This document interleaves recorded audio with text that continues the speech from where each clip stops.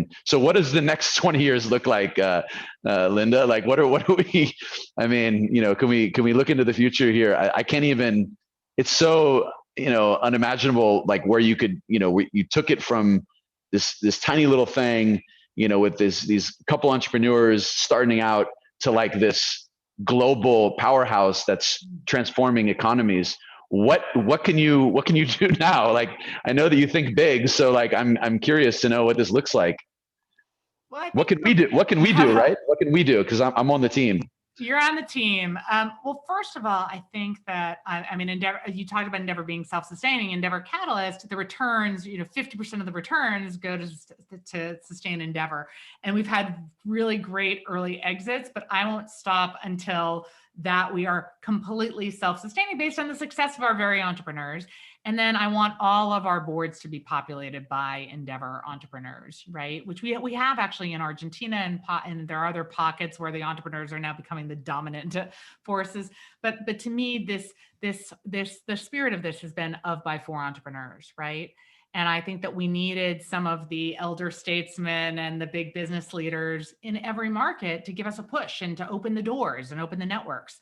But to me, what's so special is when people like you and Marcos and Martin and Wences and Guillaume of Checkout.com, who just joined our board in the UAE, right? The day it was announced his Series C that made Checkout.com valued at $15 billion, the largest unicorn in Europe, he held the press until our website was updated to show that he was a board member of Endeavor UAE. And, and that's amazing. Investor, right? That's amazing. And I feel like the other side of it is I really want entrepreneurs to have the good name they deserve. I really think that entrepreneurs should not be seen as these selfish people who are just out to, build these social networks and, make lots of money and then go off to New Zealand, to avoid COVID or, to their yachts.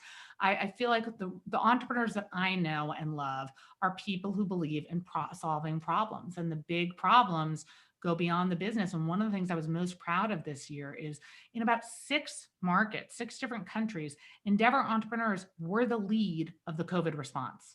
So whether it was 3D printing companies changing their facilities and manufacturing, from masks to ventilators, or actually people being the hotline because there was no digital hotline. So our entrepreneurs that had digital platforms being the digital hotline for all COVID response, to, SMEs actually making sure and finance fintech that all of the mom and pops weren't going out of business because they actually had a way to have a marketplace for their goods, even if they didn't have a website.